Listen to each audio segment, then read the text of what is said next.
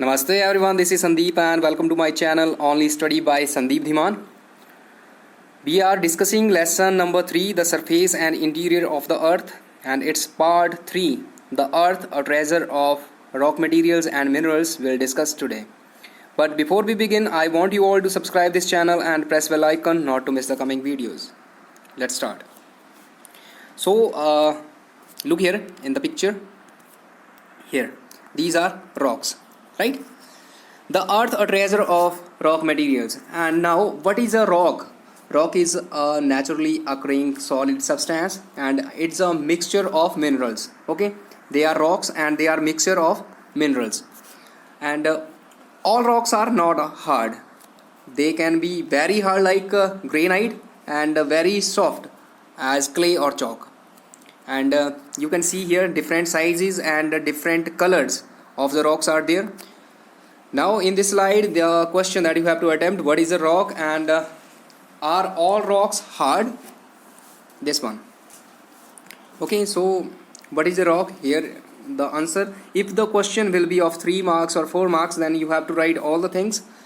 But if it will be 1 or 2 marks, 1 mark, then this one is enough. Okay. Are all rocks hard? No, they all are not hard. Let's move to now. If we talk about the classification, then we can classify them into 3 large groups, and the basis of their classification is formation. What is the basis? Formation. Okay, how many groups? 3. What are? Igneous, sedimentary and metamorphic. Clear? Now look here in the picture. These are igneous rocks.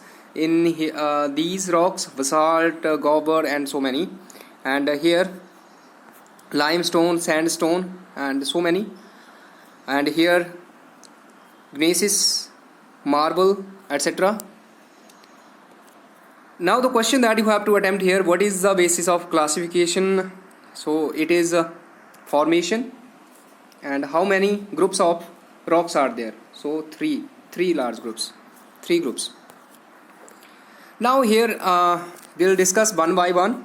First of all, igneous rocks. So igneous rocks are, first of all, what is the meaning of igneous? So it means coming out of fire. What is the meaning of igneous? It means coming out of fire. And how igneous rocks are formed? They are formed due to intensive heat and pressure. And they are formed where magma comes out and solidifies over the earth's surface or inside the earth's surface. Here only over the earth's surface is written, but no problem, if you write this one is also correct. Igneous rocks are known as primary rocks. Why are they known as primary rocks? Because they were formed first over the earth. I hope all the things are clear to you.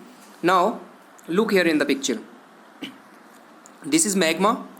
Okay, this magma, in previous lecture I had told you that magma comes out, and when it reaches on the earth's surface, it is known as lava.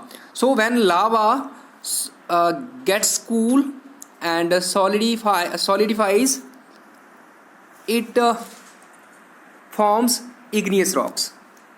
I hope now it is clear. Lava over the earth's surface solidifies, then makes or forms igneous rocks. Clear? Sometimes it remains inside the earth on a new place and solidifies there, so it inside the earth forms igneous rocks. Later we'll discuss about types, then I'll clear it to you. Now the question that you have to attempt, how do igneous rocks are formed? Sorry, how do igneous rocks form? So they are formed due to intensive heat and pressure. Due to intensive heat and pressure. When and where igneous rocks are formed? When magma reaches earth's surface.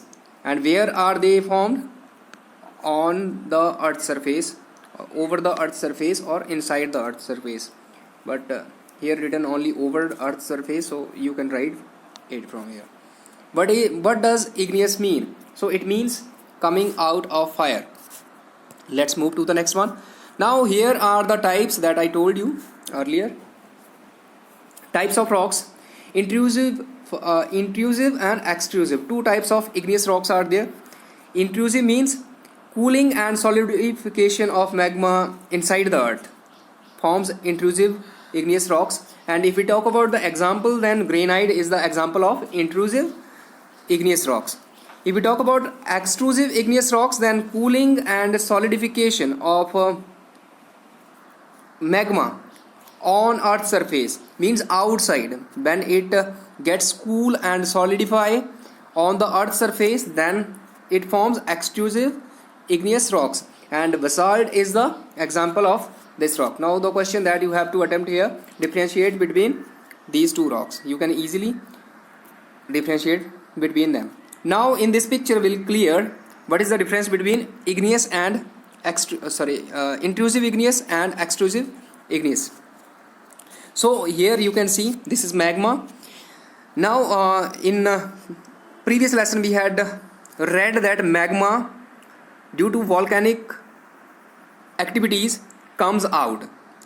When it tries to come out and remains inside the earth and solidify there, it forms intrusive igneous rocks. Intrusive igneous rocks means inside the earth's surface or inside the earth. And extrusive igneous, when magma comes out and reaches on the earth's surface and cools down and solidifies there, then it forms extrusive igneous rocks. I hope this is enough for the day. Rest of the lesson we'll discuss tomorrow. Homework as usual.